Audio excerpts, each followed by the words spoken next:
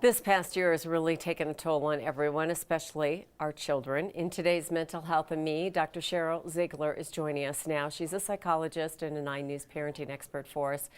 And Dr. Ziegler, we're getting closer to that return of normal. So what should we think about our kids, what they've been going through, what they may or may not communicate to us? Thanks, Kim, for having me. The first thing I think about is that kids are about to enter into a new normal. And even though some are so excited to be going back in person, there's going to be new rules. There's going to be mask wearing and social distancing. And what they're used to is not what they're going back to. And so I think it's really important that parents are checking in with their kids, that they're asking them how they're feeling, and that they're really preparing them for something that can be very exciting and they will adjust to, but it does take an adjustment period, which oftentimes in that adjustment period causes anxiety and uncertainty. Well, and this happens when school starts under normal circumstances because it's hard when you make an adjustment from elementary to middle school or high school.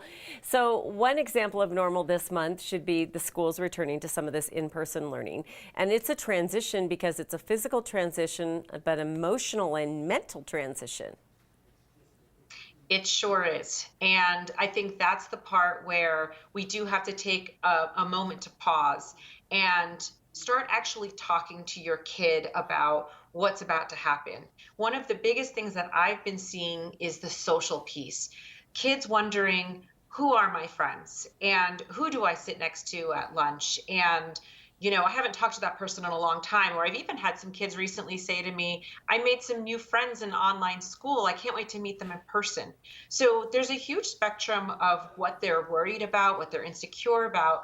But I think parents need to take the time to really ask them for that and prepare them for what is to come. Because like you said, this is not just like the first day of school, but it's like a new school.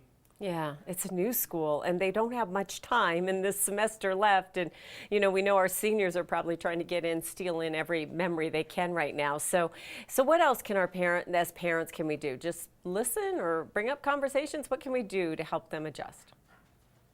I think there's a couple things that parents can do. So the first one is, it always sounds so basic, but communicate and do that without judgment. So don't say, oh, there's no reason to worry about that, or oh, I'm sure it'll be fine, or you've worn a mask out before, but really just communicate. What are things you're excited about? What are things you're worried about? And just don't judge it. Just listen and help them if they ask you for help. Also, practice some of those new routines and whatever the new plans are. So whether that's everything from the hand washing to wearing masks for extended periods of time, which is really hard when we're talking about maybe 6 or 7 hours, but practice what it's going to be like, practice wearing it properly, all of those kinds of things.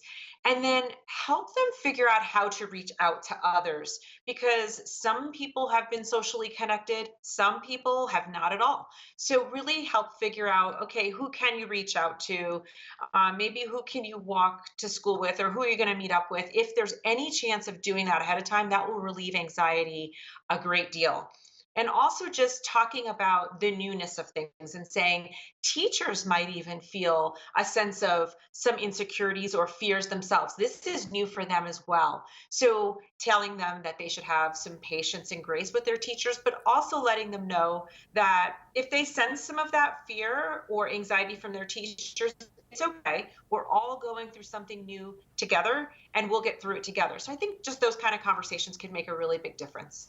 All of it. Good ideas. I know we'll be hitting you up for more as the school year comes to an end. Thank you, Dr. Ziegler. Then maybe our kids can counsel some of the adults that are going back to work too. Saying, oh, what do I do? All right. Thanks so much.